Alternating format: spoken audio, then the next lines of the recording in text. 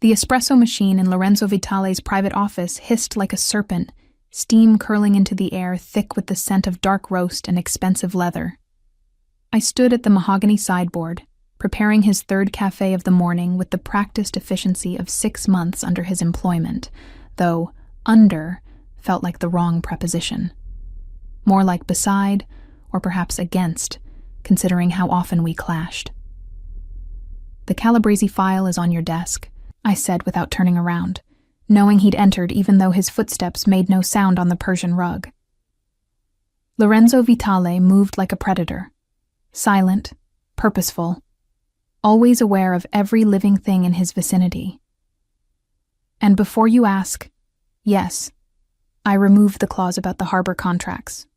No, I didn't ask permission.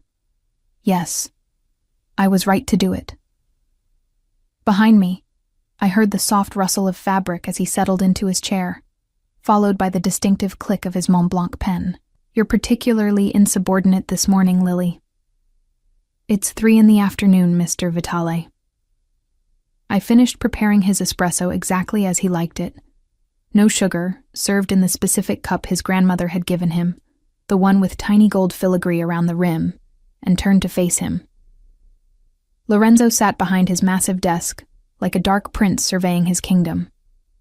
Charcoal suit tailored so precisely it looked painted onto his broad shoulders. Dark hair pushed back from a face that belonged on Roman coins, all sharp angles and aristocratic bone structure. But it was his eyes that always caught me off guard. Storm gray and relentlessly intelligent, capable of reading every micro-expression, every tiny tell. Those eyes tracked me now as I crossed the office, and I felt their weight like a physical touch trailing down my spine. I'd learned early in my employment that Lorenzo noticed everything.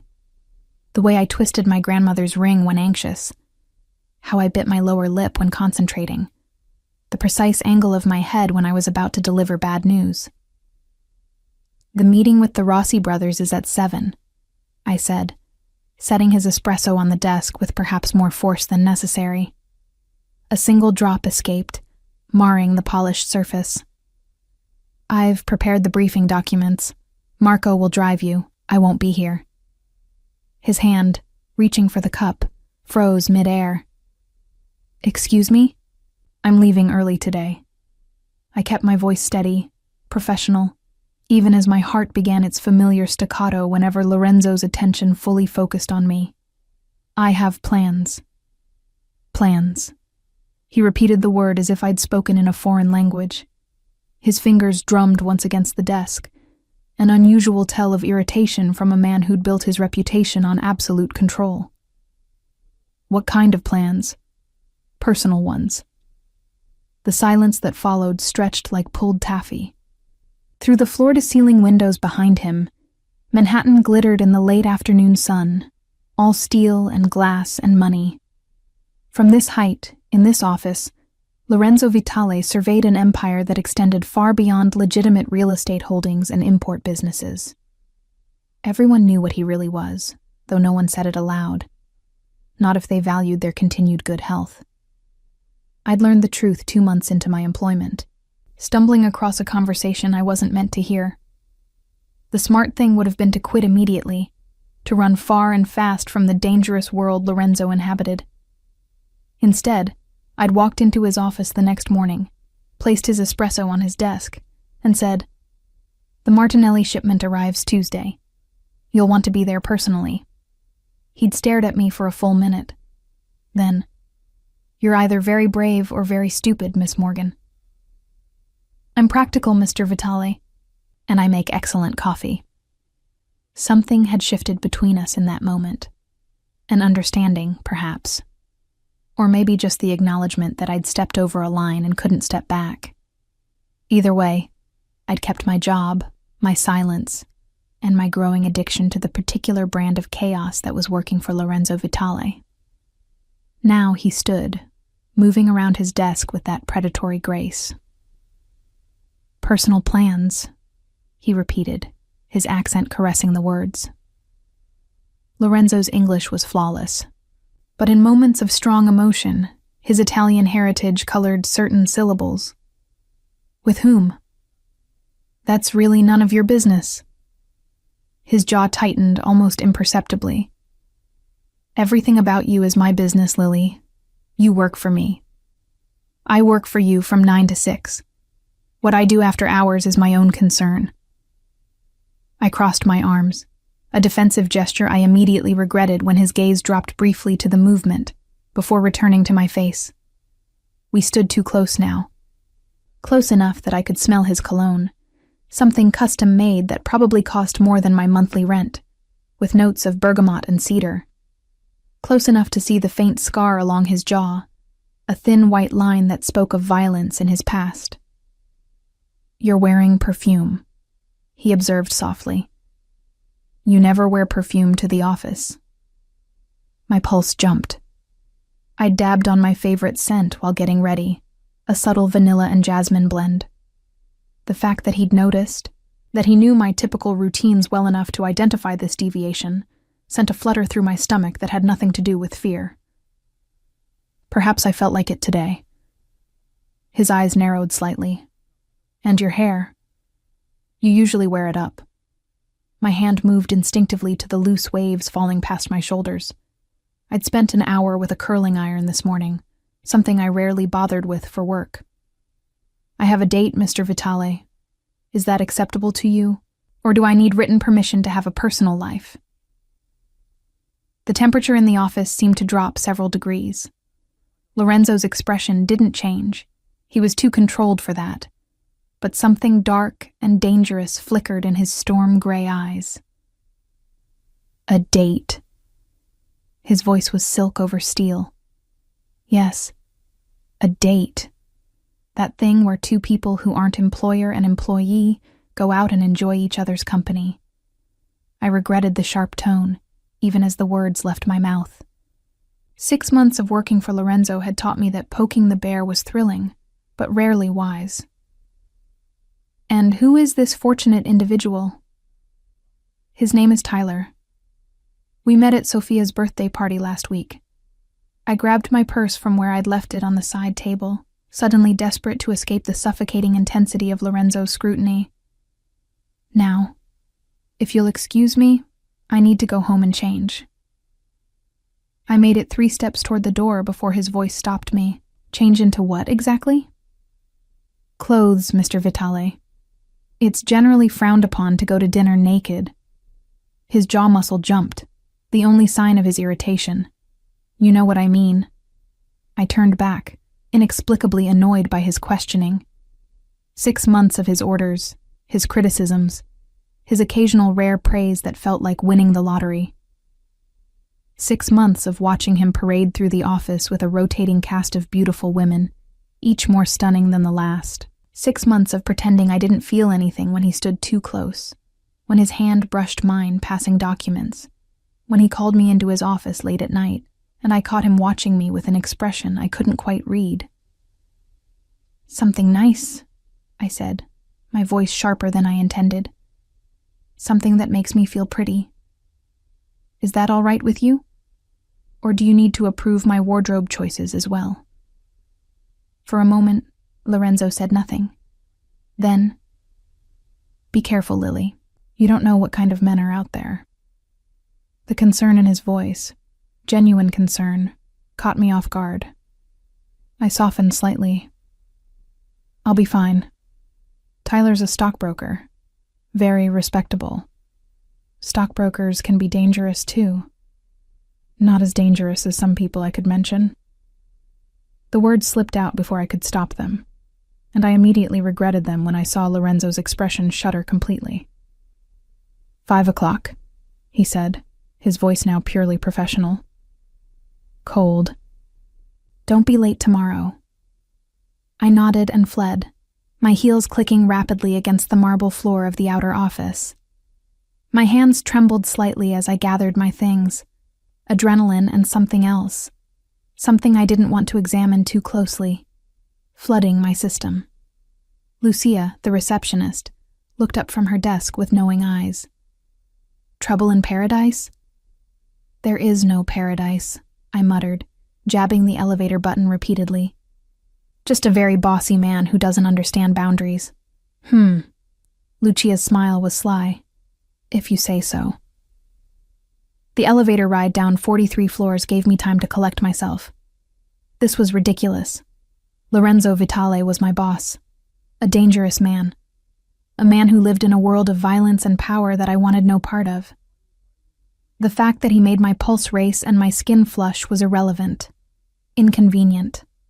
A complication I absolutely could not afford. Tyler was safe. Normal. Boring. Perhaps, but boring was good. Boring meant I could sleep without worrying about men in dark suits showing up at my door. Boring meant a future that didn't involve federal investigations or rival family disputes. Boring meant not feeling like I was perpetually standing at the edge of a cliff, simultaneously terrified of falling and desperate to jump. My apartment was a modest one-bedroom in Queens, a 40-minute subway ride from Lorenzo's Fifth Avenue tower. I showered quickly, trying to wash away the lingering tension from our confrontation. The red dress hung on my closet door where I'd left it this morning, an impulse purchase I'd made last week, telling myself I deserved something pretty, even if it cost more than I should have spent. The fabric was silk, the color a deep crimson that made my skin glow. The neckline was modest, but the dress hugged every curve before flaring slightly at my knees. I'd never worn anything like it, never had a reason to. I studied myself in the full-length mirror, barely recognizing the woman staring back. With my hair in loose curls, subtle makeup highlighting my features, and the red dress transforming me into someone confident and alluring, I looked like I belonged in Lorenzo's world. Like I could walk into any 5-star restaurant and command attention. The thought made me uncomfortable and thrilled in equal measure. My phone buzzed with a text from Tyler. Running 15 min late. Meet you at Ricci's at 8? I confirmed and grabbed my clutch, trying to ignore the tight feeling in my chest. This was good. This was normal. This was what regular people did. They went on dates with nice, boring men who didn't make them feel like they were constantly playing with fire. The restaurant Tyler had chosen was upscale Italian, all dim lighting and white tablecloths. I arrived first, giving my name to the hostess and following her to a table near the back. The space was crowded with the dinner rush, conversations creating a pleasant hum of background noise. I ordered a glass of wine and waited, people watching to pass the time. Couples celebrating anniversaries, business dinners winding down, a group of women laughing over shared appetizers, normal people living normal lives, blissfully unaware of the parallel world that existed just beneath the surface of their everyday reality, a world where men like Lorenzo Vitale made the kind of decisions that could end lives with a phone call. I was so lost in thought that I almost didn't notice when Tyler arrived, slightly breathless and apologetic.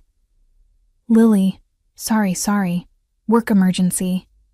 He was handsome in a conventional way. Blonde hair, blue eyes, strong jaw. His suit was expensive but not custom-made. His smile was charming but not dangerous. Everything about him screamed, safe choice. No worries, I said, returning his smile. I just got here myself. The date started well enough. Tyler was attentive, asked questions about my work, which I answered vaguely, having learned long ago never to mention Lorenzo's name in casual conversation, and shared amusing anecdotes about his own job. He was everything a first date should be: polite, interested, appropriate. So why did I keep checking my phone? Why did every dark-haired man who passed our table make my pulse jump? Why did I feel like I was betraying someone, by being here? You seem distracted, Tyler observed, refilling my wine glass. Everything okay? Fine, I lied. Just a long day at work. Your boss sounds like a real piece of work. Tyler leaned back, his expression shifting to something more calculated. Demanding hours, high pressure, must be tough. Something in his tone made my internal alarm bells ring, but I pushed the feeling aside. It has its moments. What is it exactly that your company does? You mentioned imports? The question was casual, but his eyes were too focused, too intent. Various things. International trade, mostly. Must be interesting, dealing with all those different markets. He smiled, but it didn't quite reach his eyes. I've always thought about getting into that sector. Maybe you could give me some insider tips. The alarm bells grew louder.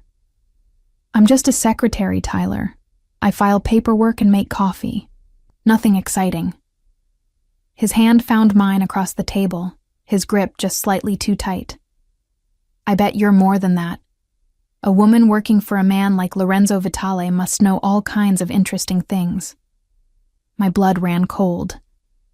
How do you know who I work for? Sophia mentioned it, Tyler said quickly, too quickly. His thumb traced circles on my palm that should have felt pleasant, but instead made my skin crawl. She said you worked for some big-shot businessman. Sophia doesn't know where I work. The words came out flat, cold. I'd been deliberately vague with my friends about my employment, some instinct telling me that associating with Lorenzo Vitale, even as his secretary, was something best kept quiet. So I'll ask again. How do you know who I work for? Tyler's charming mask slipped for just a moment, revealing something harder underneath. Listen, Lily. I think we got off on the wrong foot here. I think this date is over. I moved to stand, but his hand tightened on mine, keeping me in place. Don't make a scene, he said softly, his smile never wavering for the benefit of anyone watching. Just hear me out for a minute. Let go of my hand. My family has some business dealings with Mr. Vitale. Nothing major, just some overlapping interests in the import sector.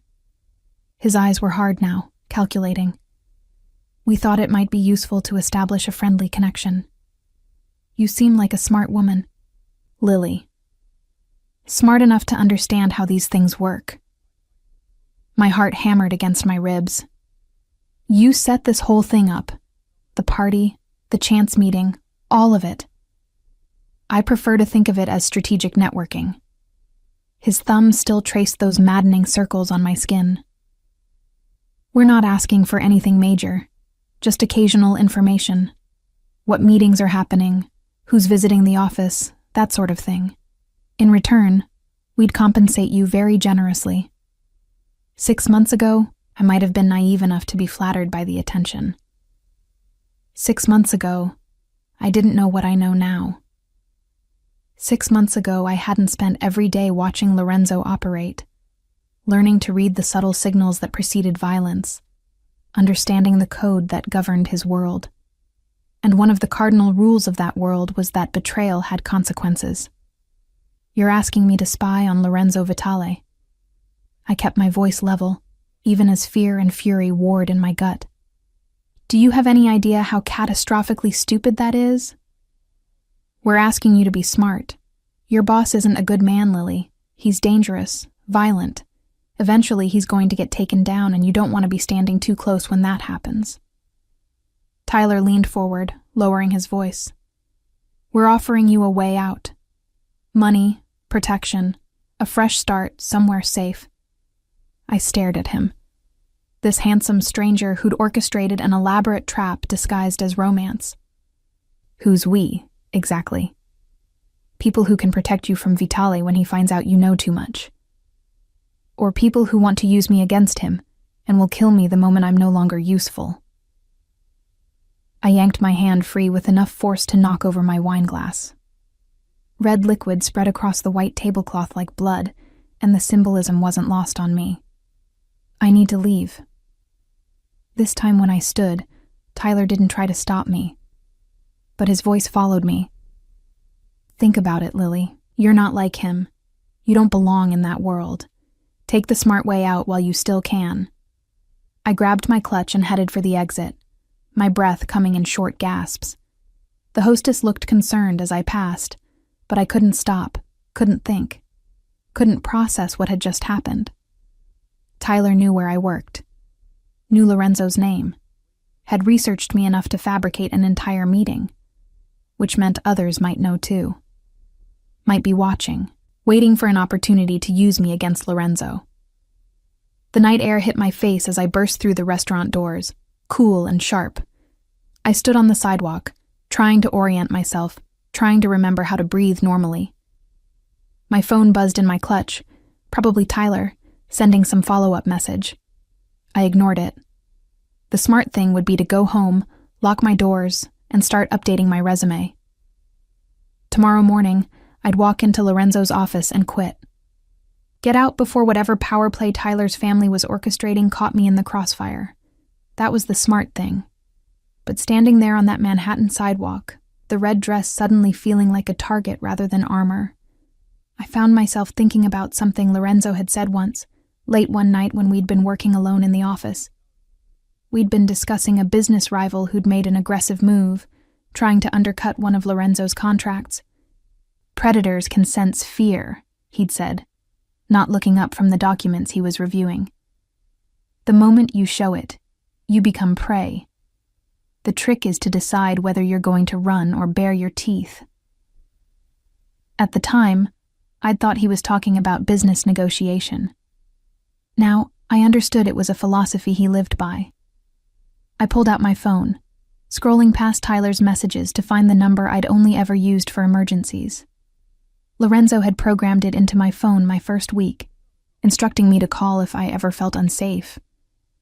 I'd laughed at the time, calling him paranoid. I wasn't laughing now.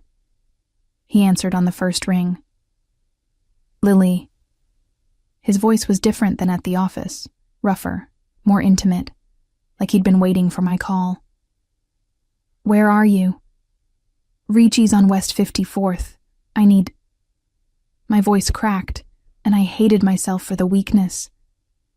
Can you send someone to pick me up? I don't want to take the subway. Silence for 3 seconds that felt like 3 hours. Then, don't move. I'm 5 minutes away. You're where?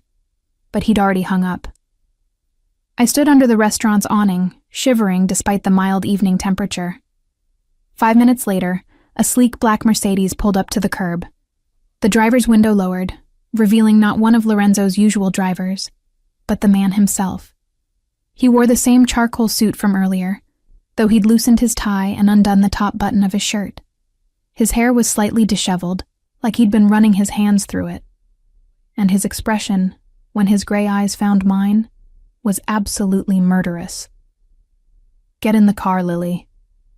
I obeyed, sliding into the passenger seat. The leather was warm, and the interior smelled like his cologne. Lorenzo didn't pull away immediately, just sat there staring straight ahead, his hands gripping the steering wheel so tightly his knuckles went white. What happened? His voice was terrifyingly calm. Did he hurt you? No. Not physically. I tried to find the right words to explain. Lorenzo, he knew who you are. He knew I work for you. He tried to recruit me to spy for his family. Lorenzo's jaw muscle jumped. What family? He didn't say exactly. Just said they had overlapping business interests with you in the import sector. Tyler what? His eyes cut to mine. What's his last name? I don't know. We met at Sophia's party, or at least I thought we did. The pieces were clicking into place, each one more damning than the last. It was all staged, wasn't it? He targeted me specifically. Lorenzo was quiet for a moment, processing. Then, Tyler Monroe, early 30s, blonde, works at Castellani Financial. How did you... Because I've been watching him watch you for 2 weeks. He finally released the steering wheel, turning to face me fully. His father is Vincent Monroe. They run the waterfront unions. Been trying to muscle into my shipping operations for months. My stomach dropped. You knew? You knew someone was watching me and you didn't tell me? I had someone watching him watch you. You were never in danger, Lily. Until I went on a date with him. Which is why I was 3 tables away all evening, waiting for him to show his hand. Lorenzo's voice dropped lower.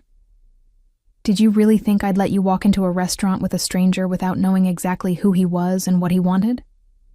I stared at him, torn between fury at his presumption and a traitorous relief that he'd been there. You followed me. I protected you. There's a difference. You had no right. I have every right. He leaned closer, and suddenly the car felt very small. You work for me, Lily. You're part of my organization. That makes you my responsibility. I'm not a possession you can track like a FedEx package. No, you're a liability. The words exploded out of him with uncharacteristic lack of control. You walk around in red dresses looking like that, attracting attention from every man in a 50-mile radius, completely oblivious to the fact that you're a walking target for anyone who wants to get to me. The silence that followed was deafening.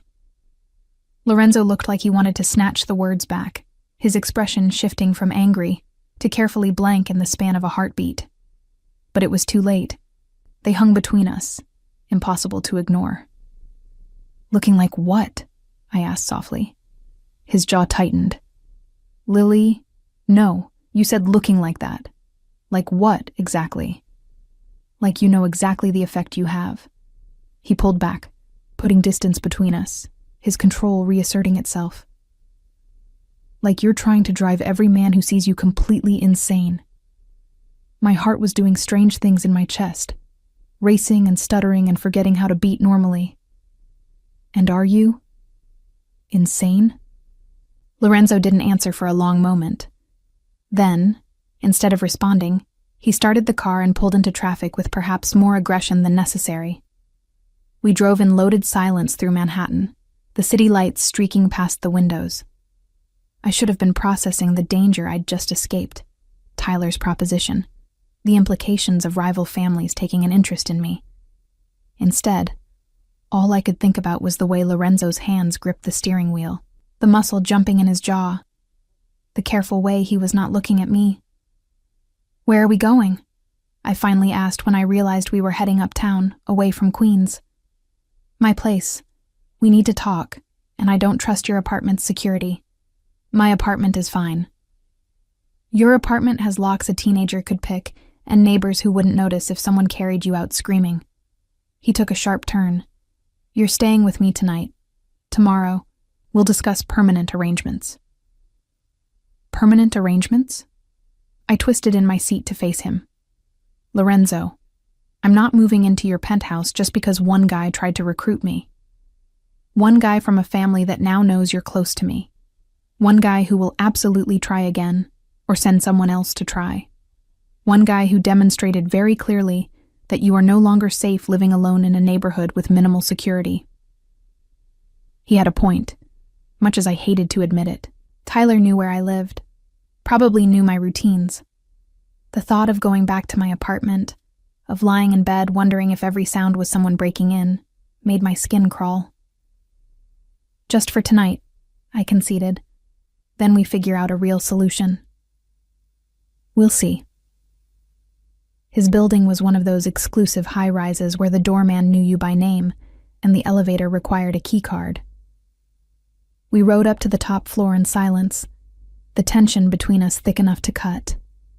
I'd never been to Lorenzo's home, had never imagined I would be. It felt strangely intimate, crossing this threshold from professional to personal. The penthouse was exactly what I'd expected and nothing like it at the same time. Sleek modern furniture, floor-to-ceiling windows offering a view that probably cost more than my parents' house. Kitchen full of professional-grade appliances that looked barely used. But there were also personal touches, family photographs on the mantel, a well-worn leather chair by the window, bookshelves full of volumes in both English and Italian. Guest room is down the hall, second door on the left, Lorenzo said, shrugging out of his suit jacket and loosening his tie further. There's spare toiletries in the bathroom.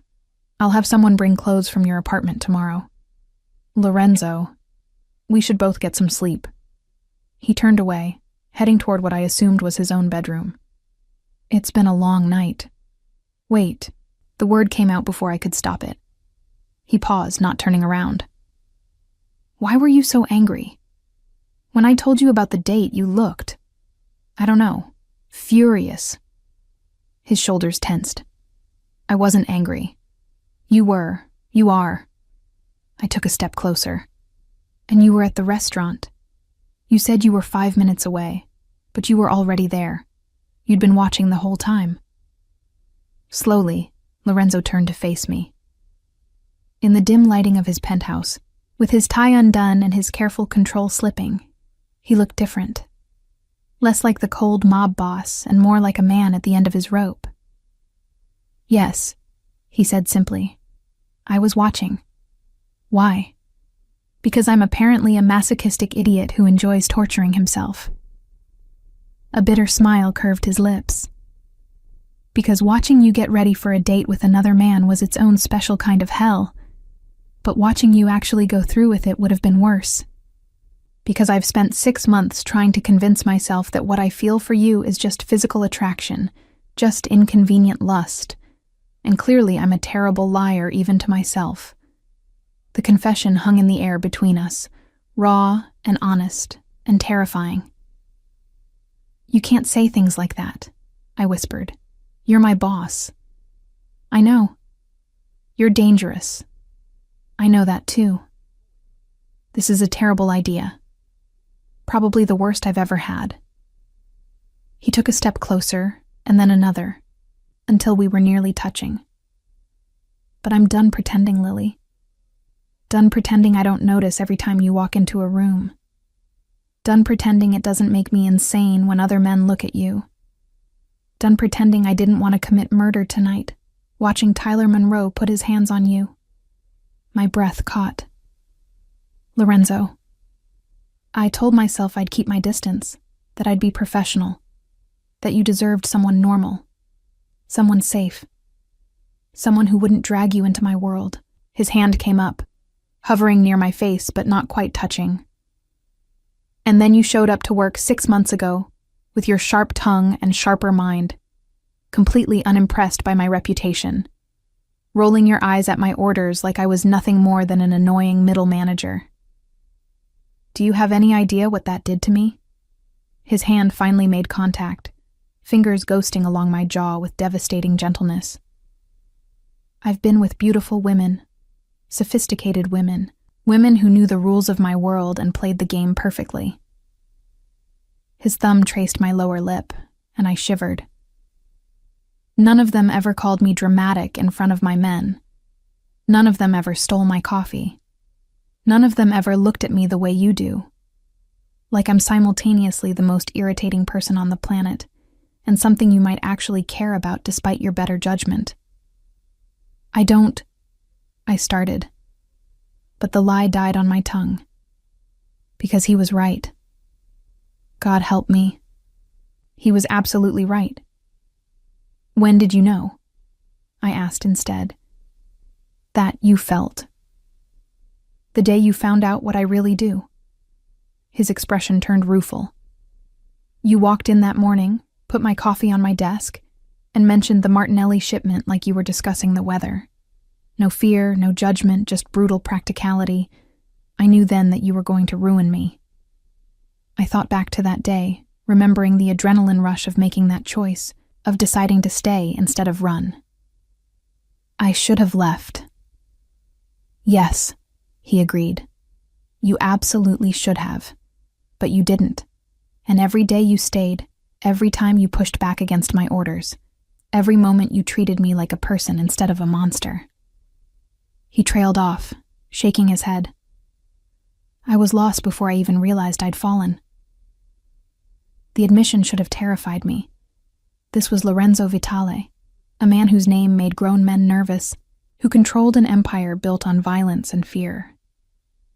Getting involved with him would be signing up for a life of danger, of always looking over my shoulder, of never quite feeling safe. But standing there in his penthouse, his hand cradling my face like I was something precious, I couldn't remember why safety had ever seemed so important. This is insane, I whispered. We barely know each other.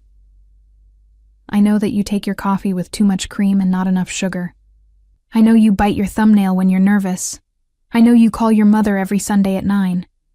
I know you cry at animal shelter commercials and laugh at terrible puns. I know you keep a photo of your grandmother in your desk drawer and that you touch it when you need courage. His other hand came up, framing my face. I know you, Lily Morgan. Better than you think. And I knew him too, I realized. Knew that he read spy novels in Italian when he couldn't sleep. Knew he preferred his espresso dark and bitter, like his humor. Knew he had a scar on his ribs from a knife fight at 17, and that his mother's death had nearly destroyed him. Knew he donated anonymously to literacy programs, and that he'd once stopped a business meeting to help a lost child find her parents. Knew that beneath the cold exterior was a man capable of devastating tenderness. I'm scared, I admitted. You should be. This isn't some fairy tale, Lily. My life is dangerous. My enemies are ruthless. Getting close to me puts a target on your back that will never disappear. His thumbs stroked my cheekbones. But I'm also tired of pretending I can keep my distance. Tired of watching you from across the office and imagining what it would be like to touch you, to kiss you, to hear you say my name without that professional distance in your voice. Lorenzo, I breathed, and his eyes darkened. Like that, he said roughly. Exactly like that. The first kiss was gentle, questioning. His lips barely brushed mine, giving me every opportunity to pull away. When I didn't, when I leaned in instead, the tenderness shattered. His hand slid into my hair, tilting my head for better access as he kissed me like a man starving. Like 6 months of restraint had finally broken. I gripped his shirt, pulling him closer, drowning in the taste of him. He tasted like danger and desire and everything I'd been denying I wanted. His hands roamed my back, fingers tracing the zipper of the red dress, and I arched into his touch. This dress, he muttered against my lips. Do you have any idea what it did to me, seeing you in this dress? Tell me, I challenged, and his eyes flashed with dark promise. Later. Right now, I want it off you. He walked me backward toward his bedroom, our lips never breaking contact. The room was dark save for the city lights streaming through the windows, but I didn't care. All that mattered was Lorenzo's hands on my skin, his mouth trailing fire down my neck, the way he said my name like a prayer and a curse. The zipper of the red dress whispered open. Cool air hit my heated skin, and then Lorenzo's hands were there, warm and possessive. The dress pulled at my feet, leaving me in just my underwear and heels, feeling both vulnerable and powerful under his hungry gaze. Beautiful, he murmured, and the reverence in his voice sent shivers down my spine. So beautiful it hurts to look at you. I reached for his shirt, fumbling with the buttons. He helped me, shrugging out of it impatiently. In the dim light, I could see the scar he'd told me about, along with others I didn't know the stories behind. Evidence of a violent life, of danger survived. I traced one with my fingertips, feeling him shudder under my touch. These are who you are, I said softly. But they're not all you are. Something vulnerable flashed in his eyes. Then he was kissing me again, and thought became impossible. There was only sensation. His hands, his mouth, the slide of skin against skin. He laid me on the bed with surprising gentleness, covering my body with his, and I wrapped my legs around his waist, pulling him closer. Tell me to stop, he said, his voice rough with barely controlled desire. Tell me you don't want this, and I'll walk away, sleep on the couch, pretend this never happened. And if I don't want you to stop, then you're mine. The possessiveness in his voice should have alarmed me. Instead, it sent heat pooling in my core. No more dates with stockbrokers. No more pretending there's nothing between us. Mine, Lily. In every way that matters. Yours, I agreed, and he groaned, his control finally shattering completely. What followed was everything I'd imagined and nothing like it. Lorenzo was demanding but attentive, rough but careful, taking what he wanted while making sure I took what I needed. He learned my body, like he learned everything. With focused intensity, memorizing every reaction, every sound I made. And when I finally shattered in his arms, he swallowed my cries with his kiss, following me over the edge with my name on his lips. Afterward, we lay tangled in his sheets, my head on his chest, his fingers tracing absent patterns on my shoulder. The city glittered beyond the windows, but inside his bedroom, the world felt impossibly small and safe. "What happens now?" I asked quietly. Lorenzo was silent for a moment. "Now, everything changes. You move in here. Security detail 24/7. No more subway. No more late nights alone at your apartment. You stay close where I can protect you." That sounds like a gilded cage. It's the reality of being with me. His arms tightened around me. "I won't apologize for keeping you safe. I should have protested, should have insisted on maintaining my independence. But Tyler's cold proposition was still fresh in my mind, a reminder that I'd stepped into Lorenzo's world whether I wanted to or not. The only question was whether I'd face the dangers alone, or with his protection. "What about work?" I asked. "I can't very well be your secretary and your whatever this is." "Girlfriend," he supplied. "You're my girlfriend now, and you'll keep your job if you want it. I like having you close. Though I may need to hire a second secretary to actually handle the filing, since I plan to spend a lot of time distracting you." Despite everything, I smiled against his chest. "Very professional." I'm a lot of things to Soro. Professional isn't always one of them.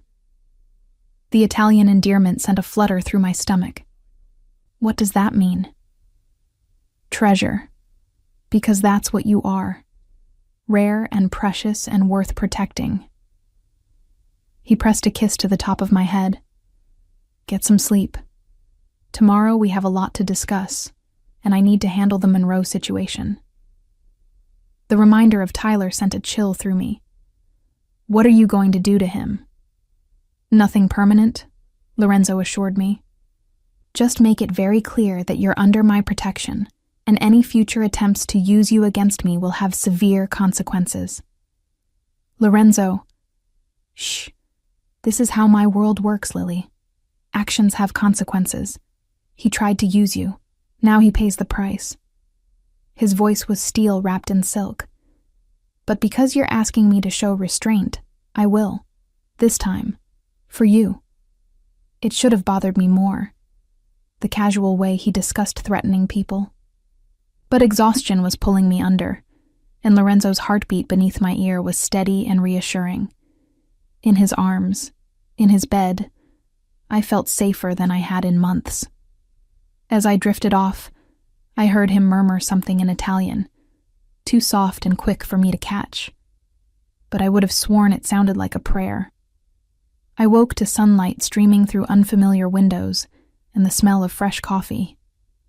For a moment, I was disoriented. This wasn't my cramped Queen's apartment. The bed was too large, the sheets too expensive, the view too spectacular. Then memory crashed back. Lorenzo, the kiss, everything that followed.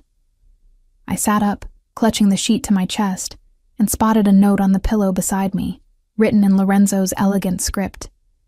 Had to handle business. Coffee's in the kitchen. Don't even think about leaving this apartment without security. El Bossy even in love notes. Some things never changed. I found one of his shirts, white dress shirt that fell to mid-thigh on me, and padded out to the kitchen.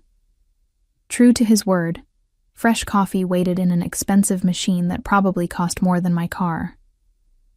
As I poured a cup, I caught sight of my reflection in the window. Barefoot, wearing Lorenzo Vitale's shirt, hair wild from his hands, lips still swollen from his kisses. I looked thoroughly debauched, I looked happy. I looked terrified. Because this was real now, not some fantasy I could dismiss as inappropriate workplace attraction. Not something I could keep separate from my actual life. Lorenzo had claimed me, and in his world, that kind of claim came with consequences. My phone buzzed on the counter. Lorenzo's security must have retrieved it from my clutch. Messages were flooding in. 3 from Sophia demanding to know how the date went. 2 from an unknown number that made my blood run cold. Last night was a misunderstanding. Let's talk. Tyler. And then, 5 minutes later, don't make this harder than it needs to be. My family can make your life very difficult.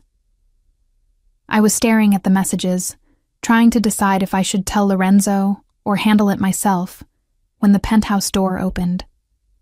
Lorenzo strode in, still wearing last night's clothes, but somehow looking impeccable. His eyes found me immediately, and something dark and possessive flashed in their depths. "Good morning," he said, crossing the space between us. He cupped my face, kissing me thoroughly. "You're wearing my shirt." I didn't have much choice. Someone ripped my dress. "I'll buy you 10 more. His thumb traced my lower lip. "Though I prefer you like this, marked as mine." "So possessive," I murmured against his mouth, but I was smiling. "You have no idea." He pulled back slightly, his expression turning serious. "Tyler sent you messages." Not a question. Of course he knew. "You're monitoring my phone." "I'm protecting you," he corrected. "There's a difference. And yes, I saw the messages. Marco is already handling it." "Handling it how?" Lorenzo's smile was cold. "Let's just say Tyler Monroe will be very busy explaining to his father why he threatened a woman under my protection. By the end of the day, the entire Monroe family will understand that you are completely off limits." The reminder of the violence lurking beneath Lorenzo's polished surface should have frightened me. Instead, I found myself grateful for it. Tyler's threats had rattled me more than I wanted to admit. Knowing Lorenzo was handling it allowed me to breathe easier. "I still need clothes," I pointed out. "And to go to work. The office will be chaos without me." "Already taken care of. Marco sent your assistant Rosa to your apartment to pack some things. She should be here within the hour." He guided me to the kitchen island, pressing me onto a bar stool. "As for work, you're taking the day off. We need to discuss security arrangements." "Lorenzo, I can't just not show up. You're the boss's girlfriend now. You can do whatever you want." He moved around the kitchen with surprising competence, pulling out ingredients for breakfast. "Besides, after last night's drama, you need a day to decompress." I watched him crack eggs into a bowl, trying to reconcile this domestic version of Lorenzo with the cold mob boss I'd worked for. "You cook?" My mother insisted all her children learn. She said depending on others for basic survival was a weakness. His expression softened with memory. She also said the way to a person's heart was through their stomach, though she usually meant it more romantically. "Tell me about her." I'd heard him mention his mother before, but always in passing. Always with that mix of love and grief that meant the loss was still raw. Lorenzo was quiet for a moment, focusing on whisking the eggs. She was fierce. Tiny woman, barely 5 feet tall, but when she walked into a room, everyone paid attention. She ran the family legitimately. Restaurants, import business, while my father handled the less legal side. He poured the eggs into a hot pan. "She died when I was 23. Heart attack. Sudden. One day she was arguing with me about my choice of girlfriend. The next day she was gone. I'm sorry. So was I. Still am." He plated the omelet with practiced ease, adding toast and fresh fruit. "She would have liked you. Your stubbornness. Your refusal to be intimidated. She wouldn't have liked me working for her son." "No," he agreed, setting the plate before me. She would have hated that part. But she would have respected that you survived 6 months dealing with me without quitting or committing murder. That takes a special kind of patience. I took a bite of the omelet, perfectly cooked, seasoned just right. This is delicious. How did you know I liked mushrooms and Gruyere? Because I pay attention to Soro. I always pay attention to you. He leaned against the counter, coffee cup in hand, watching me eat with satisfaction. Which is why I know you're worried about more than just Tyler's messages. Damn him for being so observant. I'm worried about what this means. Us. Your world isn't exactly safe, Lorenzo. No, it's not. But you've been in my world for 6 months already, whether we were together or not. At least now, I can protect you openly, instead of from the shadows. He set down his cup, moving to stand before me. I know what I'm asking you to accept. The danger, the scrutiny, the fact that my enemies might target you to get to me. If you want to walk away, I'll make sure you're relocated somewhere safe, somewhere they'll never find you. New identity, new life, complete protection. The offer should have been tempting. A chance to escape, to return to normalcy. But the thought of leaving Lorenzo, of never seeing him again, never feeling his hands on me, never hearing him call me Tesoro, made my chest ache. And if I don't want to walk away, then you stay here, where I can keep you safe. You keep your job if you want it, though we'll need to be discreet at the office. And you accept that you're mine now, in every way that matters. His hands found my hips, pulling me closer. You accept the guards, the security, the limitations on your freedom, because your safety matters more to me than your independence. That's a lot to ask. I know, but I'm a selfish bastard, Lily. I've wanted you from the moment you walked into my office, and now that I have you, I'm not letting go. His forehead pressed against mine. Tell me you'll stay. I should have thought it through more carefully. Should have made a list of pros and cons, weighed my options rationally. Instead, I found myself saying, I'll stay, but I have conditions. His lips curved. Of course you do. Name them. First, I keep working. I'm not a kept woman, Lorenzo. I need purpose. Agreed. Second, you don't make decisions about my safety without consulting me. I'm not a child to be protected without explanation. That one's negotiable. If there's immediate danger, then you explain it to me as soon as possible after. I held his gaze. I'm serious. I can handle the truth. What I can't handle is being kept in the dark. He considered for a moment, then nodded. Fair enough. What else? Third, no lying. About anything. I'd rather deal with a hard truth than a comfortable lie. I can work with that. His hand slid up my sides. Any other demands? Just one. I tangled my fingers in his hair, pulling him closer. You have to remember that I'm with you, because I want to be, not because I'm afraid to leave. The moment this becomes a cage instead of a choice, I'm gone. Something vulnerable flashed in his eyes. I can't promise you'll always feel free.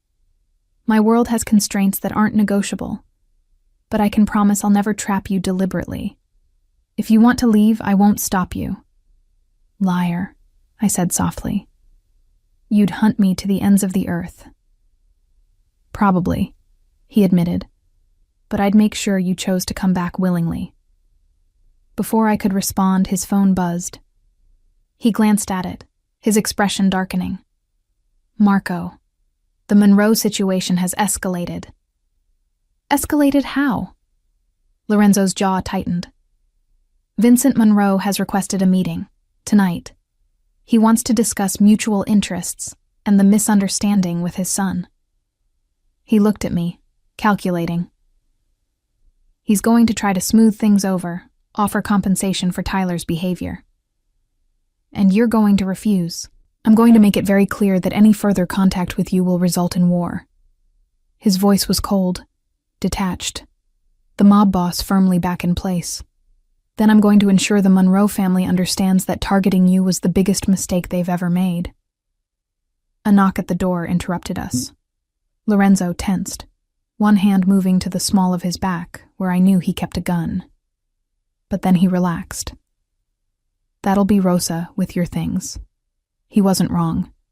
His assistant appeared with 2 large suitcases and several shopping bags. "Miss Morgan," she greeted me with a knowing smile. "I hope I packed everything you might need. If anything's missing, just let me know." "Thank you, Rosa." I tried not to feel awkward about the fact that she'd just seen me in Lorenzo's shirt, clearly having spent the night. But she seemed completely unbothered, as if her boss starting a relationship with his secretary was the most normal thing in the world. After she left, I took the bags to the guest room to change, trying to ignore the fact that Lorenzo followed me, leaning against the doorframe and watching me with dark, hungry eyes. "You're very distracting," I told him, pulling out jeans and a soft sweater. "That's the idea." He crossed the room, spinning me to face him. "You're not sleeping in the guest room anymore." "Lorenzo." "You're mine now, Lily. That means you sleep in my bed, wake up in my arms. Let me know you're safe every night." His hands framed my face. "I need that. Need you close." The vulnerability in his admission undid me. "Okay. But you have to promise not to hog the covers." He smiled, that rare, genuine smile that transformed his face. "I promise nothing. I'm Italian. We're territorial about everything, including blankets." The rest of the day passed in a strange bubble of domesticity. Lorenzo worked from home, taking calls in his study while I explored the penthouse and tried to wrap my head around my new reality. Every so often, he'd emerge to check on me, pulling me into kisses that left me breathless. As evening approached, his mood shifted. The meeting with Vincent Monroe was scheduled for 9 at one of Lorenzo's restaurants, neutral territory with plenty of security. I could see the tension building in his shoulders, the cold focus settling over his features. "I want to come with you," I said, as he was preparing to leave. Lorenzo turned from where he'd been checking his gun. "Absolutely not. He's going to be discussing me. I should be there." "Lily, these meetings can get dangerous. I'm not putting you in the line of fire." "I'm already in the line of fire." I stood my ground, crossing my arms. Tyler targeted me. His father wants to negotiate about me. I deserve to be present for that conversation. Lorenzo studied me for a long moment. Then, surprisingly, he nodded. "Fine, but you stay quiet unless I tell you otherwise. And if things go sideways, you do exactly what Marco tells you. Understood?" "Understood." An hour later, we pulled up to Salvatore's, one of Lorenzo's upscale Italian restaurants in Manhattan. The place was closed to the public tonight, with several of Lorenzo's men stationed at the entrances. As we walked in, I felt the weight of their stares, everyone noting that the boss had brought a woman to a business meeting. Vincent Monroe was already seated at a large table in the center of the dining room, flanked by 2 men who were clearly bodyguards. He was older than I'd expected, probably early 60s, with silver hair and cold blue eyes that assessed me with predatory interest when we approached. "Vitale," he greeted Lorenzo, his gaze never leaving me. "And this must be the young lady who's caused all the trouble." "This is Lily Morgan," Lorenzo said coldly, his hand possessive at the small of my back. "My girlfriend. And the reason we're having this conversation." Vincent's smile didn't reach his eyes. "Your son made a serious error in judgment. Tyler was trying to establish a business relationship. Perhaps his methods were overly aggressive, but his intentions were purely professional. His intentions were to recruit my girlfriend to spy on me." Lorenzo's voice was silk over steel. "That's not business, Vincent. That's an act of war. Now let's not be hasty. Let me be very clear. Lorenzo leaned forward slightly. Miss Morgan is under my protection. Any further attempts to contact her, to use her, to even look at her wrong, will result in consequences. Severe consequences. Vincent's jaw tightened. You're being unreasonable. It was a simple misunderstanding. There's no misunderstanding. Your family tried to use her against me. That's unforgivable. Lorenzo's hand moved to his side, and I knew he was touching his gun. Consider this your only warning. The tension in the room ratcheted up several notches. Vincent's men shifted, hands moving toward their own weapons. Lorenzo's security detail moved closer, creating a protective circle around us. Then Vincent smiled, and the expression sent chills down my spine. You've changed, Vitale. Since when do you let a woman make you emotional? Make you weak? Careful, Lorenzo said softly, and the threat in that single word was unmistakable. You're about 3 seconds from finding out exactly how weak I am. Vincent held up his hands in mock surrender. I'm simply saying that this overreaction seems disproportionate. Tyler made a pass at a pretty girl. You've made it clear she's yours. Why not accept my apology and move on? I'm willing to offer compensation for any distress caused. I don't want your money, Vincent. I want your assurance that your family will never approach Lily again, that you'll spread the word through every organization in this city that she's completely off limits. And if I refuse? Lorenzo's smile was terrifying. Then we go to war, and I systematically dismantle everything you've built, starting with your waterfront operations and ending with your son's kneecaps. The crude threat should have shocked me. Instead, I found myself oddly touched by Lorenzo's vehemence, his absolute refusal to allow anyone to threaten me. Vincent studied Lorenzo for a long moment, clearly weighing his options. Then he sighed. Fine. You have my word. The Monroe family will stay away from Miss Morgan. We'll put out the word that she's under Vitale protection. Smart choice. Lorenzo's hand tightened on my back. Now get out of my restaurant. We watched them leave, tension slowly draining from the room. As soon as the door closed behind the Monroes, Lorenzo turned to me, his hands framing my face. You okay? I'm fine. That was. I searched for words. Intense. That was restrained. If you hadn't been here, I would have put a bullet in him for suggesting you were a weakness. He pressed his forehead to mine. You're not a weakness, Tesoro. You're my strength, the reason I get up every morning wanting to build something better. My heart clenched at the admission. Lorenzo. I know it's too soon. I know we're moving too fast. But I've never felt about anyone the way I feel about you. Like I'd burn down the world if it meant keeping you safe. His thumb stroked my cheek. Like I'd walk away from all of this. The power, the empire, everything, if you asked me to. Don't, I whispered. Don't say things like that. Why not? Because it makes me believe in impossible things, like happy endings for people in your world. What if I told you I'm planning to make us possible? That I've been working for years to legitimize my businesses, to separate myself from the violence?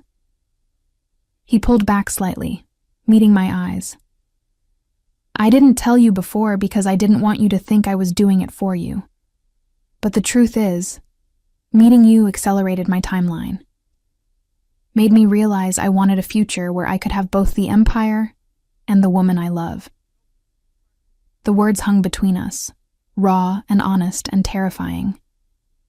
You love me? So much it scares me. His voice was rough. I've done terrible things, Lily. I've hurt people, made choices that haunt me.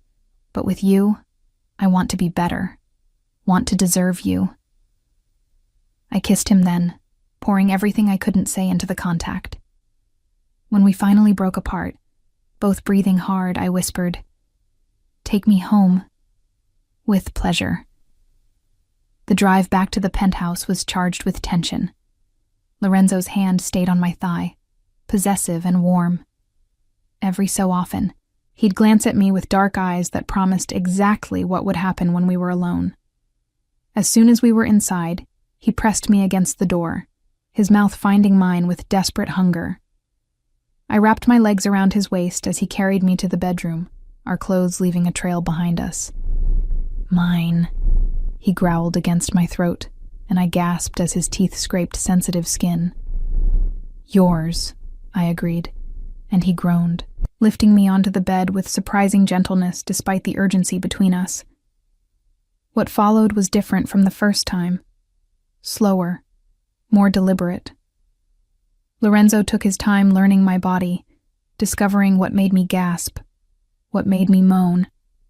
And when he finally joined our bodies, it felt like something shifting into place, two pieces of a puzzle that had always been meant to fit together.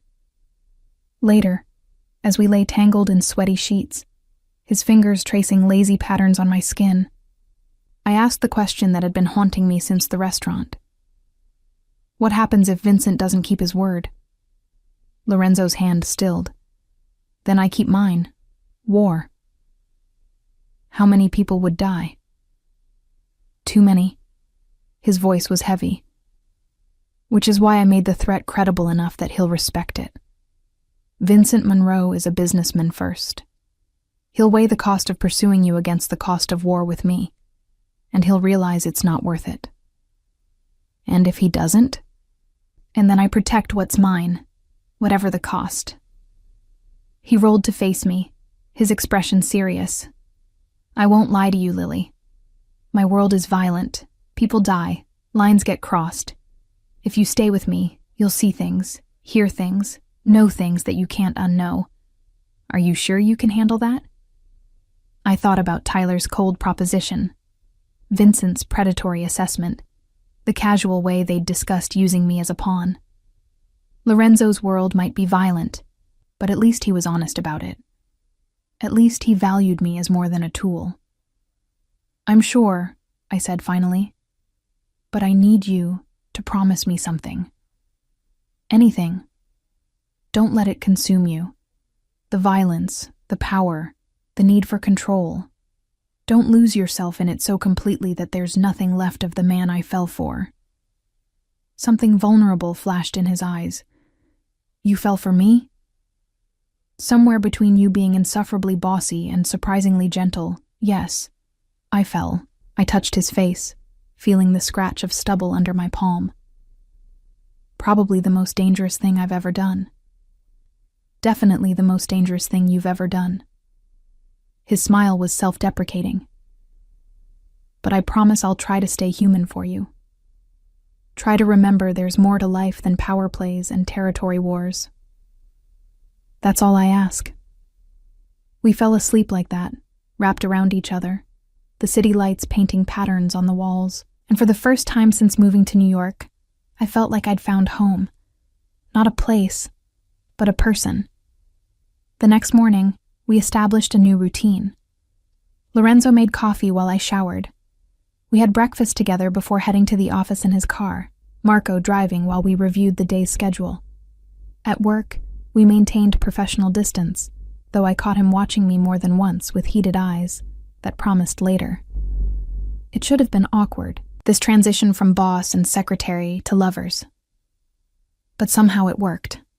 The banter between us took on new layers. The casual touches became loaded with promise. And when we were alone in his office, he'd pull me onto his lap and kiss me until we both forgot why maintaining professional boundaries mattered. "We're terrible at discretion," I said one afternoon, adjusting my blouse after a particularly intense makeout session on his desk. "I don't care." Lorenzo straightened his tie, looking thoroughly satisfied. "Let them talk. Let everyone know you're mine." So possessive. "You love it." I couldn't argue with that. A week passed in blissful routine. No more threats from the Monroes. No more late-night danger. Just work during the day and Lorenzo's bed at night. I let myself believe that maybe, just maybe, we could make this work, that love could survive in his dark world. Then everything changed. I was in Lorenzo's office, organizing files, when Marco burst in without knocking. His face was grim. "Boss, we have a problem." Lorenzo looked up from his laptop. "What kind of problem?" "Vincent Monroe is dead, shot outside his home 2 hours ago." Marco's gaze flicked to me. "And someone's leaking rumors that we ordered the hit." The color drained from Lorenzo's face. "What?" "It wasn't us, right?" I asked, though I already knew the answer. Lorenzo had been with me all night, all morning. There was no way. Of course it wasn't us.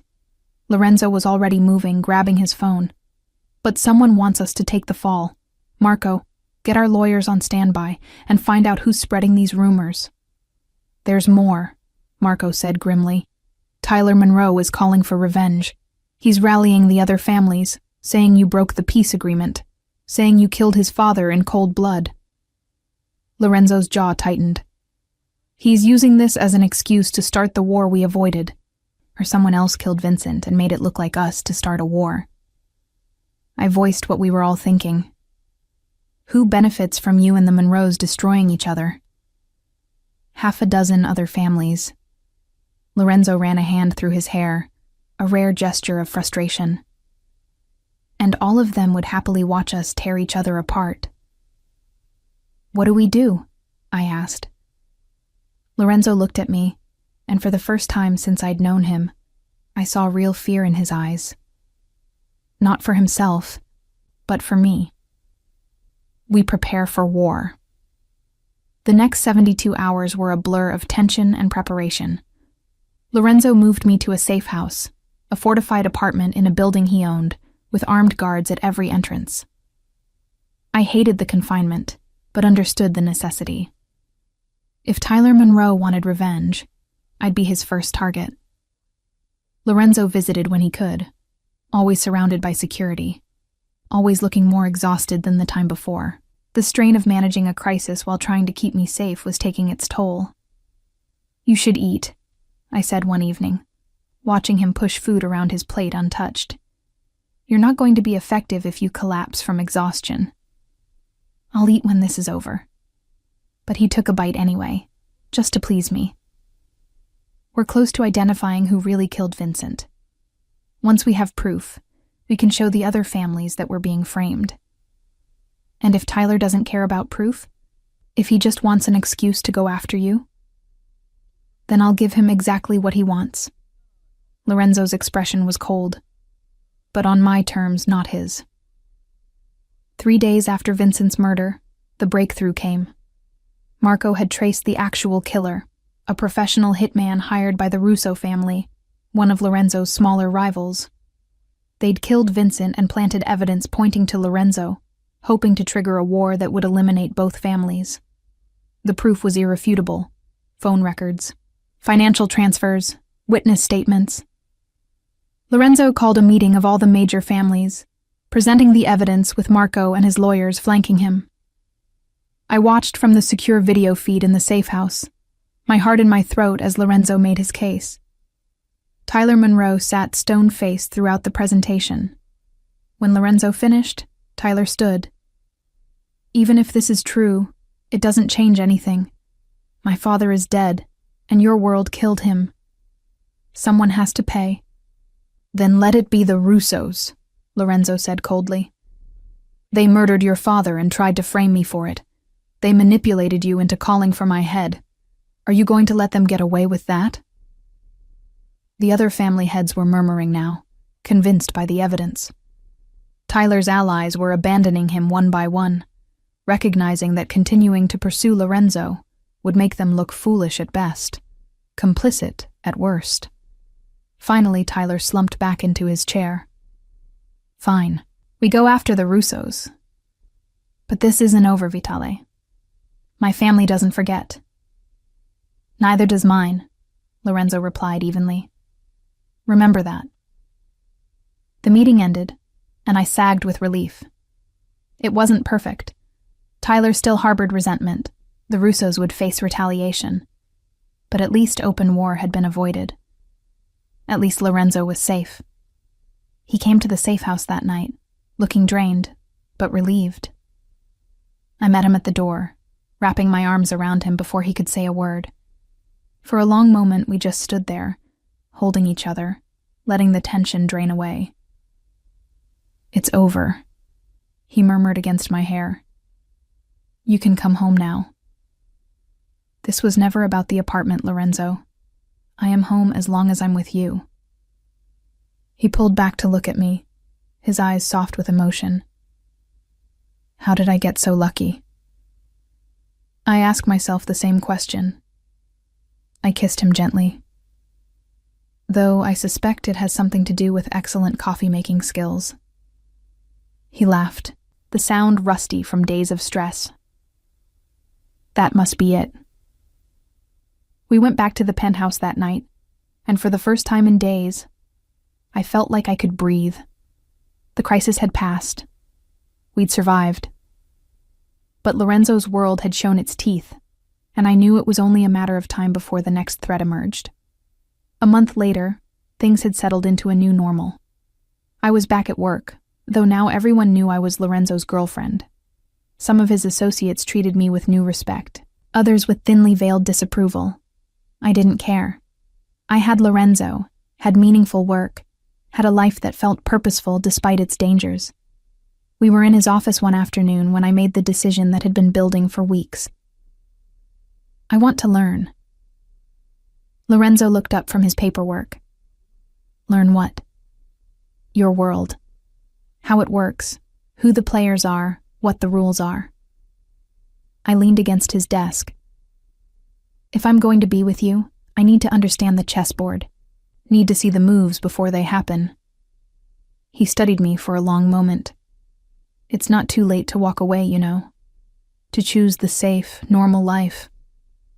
I'm choosing you. That's my normal now. I held his gaze steadily. Teach me. And so he did. Over the following months, Lorenzo educated me in the Byzantine politics of his world. I learned which families could be trusted, which were rivals, which were merely waiting for an opportunity to strike. I learned to read the subtle signals in meetings, to understand the weight of certain words and gestures. It was like learning a new language, one where silence sometimes spoke louder than words, and where respect was currency, as valuable as money. Lorenzo was a patient teacher, never talking down to me, always treating my questions seriously. And slowly, I stopped being just his girlfriend who needed protection. I became his partner, someone he consulted on strategy, someone whose insights he valued. "You're good at this," he said one night, after I'd correctly predicted a rival's next move. Scary good. I had an excellent teacher. I curled into his side on the couch, and I pay attention. That you do. His arm tightened around me. I've been thinking about the future. Oh. About what happens when I'm ready to step back from the more dangerous aspects of my business. About who could run things in a way that maintains our power, but reduces the violence. He looked down at me. About whether you'd ever consider being more than just my girlfriend. My heart stuttered. Lorenzo. I'm not proposing, not yet. His thumb stroked my shoulder. But I want you to know that when I do, and I will, it won't just be about love. It'll be about partnership, about building something together that's stronger than either of us alone. That sounds like a Mafia marriage proposal. Because it is. He turned me to face him. In my world, marriage is as much about alliance and partnership as it is about love. I want all of that with you, Lily. Want to bind our lives together in every way that matters. I should have been scared by the intensity of his declaration. Instead, I felt something settle deep in my chest, a certainty I'd never experienced before. Ask me. Not yet. He kissed me softly. When I propose, It'll be perfect. A moment worthy of the woman who changed my life by being impossible to ignore and even harder to resist. 6 months after that first night in the red dress, Lorenzo took me back to Ricci's restaurant, the scene of our first date disaster. But this time, the entire place was closed to everyone but us. Candles lit every surface. A string quartet played softly in the corner. And when Lorenzo knelt beside my chair, a velvet box in his hand, I knew this was the perfect moment he'd promised. "Lily Morgan," he began, his voice steady despite the emotion in his eyes. "You walked into my life in sensible shoes and a cheap suit, completely unimpressed by everything I'd built. You called me dramatic. You stole my coffee. You made me laugh when I'd forgotten I still could. And somewhere between your eye rolls and sharp comebacks, I fell completely, irrevocably in love with you." Tears were already streaming down my face. "I can't promise you safety. My world is too dangerous for that. I can't promise you simplicity. My life is too complicated." His thumb stroked my hand. "But I can promise you everything I have. My heart, my loyalty, my protection, my partnership in building something better than what came before. Marry me, Tesoro. Be my wife, my partner, my everything." "Yes," I managed through tears. "Yes, you impossible, bossy, wonderful man. Yes." He slid the ring onto my finger, a stunning emerald-cut diamond flanked by smaller stones, elegant and somehow perfect. Then he stood, pulling me into his arms and kissing me as the quartet swelled into something triumphant. "I love you," he murmured against my lips. "My Lily, my treasure, my home." "And I love you," I replied. "My Lorenzo, my impossible choice, my perfect danger." We married 3 months later in a small ceremony attended by both our worlds, his family and mine, his business associates and my friends, the legitimate and the less so. My father walked me down the aisle, looking slightly shell-shocked by the entire thing. My mother cried through the whole ceremony, but when Lorenzo took my hands and pledged himself to me, in English and Italian, his voice breaking slightly on the promises, nothing else mattered. Not the danger, not the complications, not the whispers about what I was getting myself into. All that mattered was the way he looked at me like I was his salvation, like I'd taken a man who'd lived in darkness and shown him light. Our first dance was to an Italian love song his mother had favored. Lorenzo held me close, whispering the translation in my ear. "You are my sun, my moon, my stars. Without you, I am lost in darkness." "Good thing I'm here to light the way then," I teased, and he laughed, spinning me around the dance floor. Later, as we left for our honeymoon, a month in Italy visiting Lorenzo's family estates, I looked back at the reception, at the unlikely collection of people celebrating our union, at the life I'd stumbled into by sending one accidental text message to the wrong number. "Any regrets?" Lorenzo asked, following my gaze. I turned to face him, this dangerous, powerful, surprisingly tender man who'd claimed my heart without permission and protected it fiercely ever since. Only that I didn't wear the red dress more often. Clearly, it has magical powers. That dress nearly killed me. His hands found my waist, pulling me close. Watching you walk out in it, knowing you were getting ready for another man, I wanted to lock you in my penthouse and never let you leave. So possessive. Always. He kissed me thoroughly, ignoring the cheers from the remaining guests. "But you love it." "I love you," I corrected. "The possessiveness is just a bonus. Where are you going in that dress?" He demanded 6 months ago, jealousy and desire warring in his voice.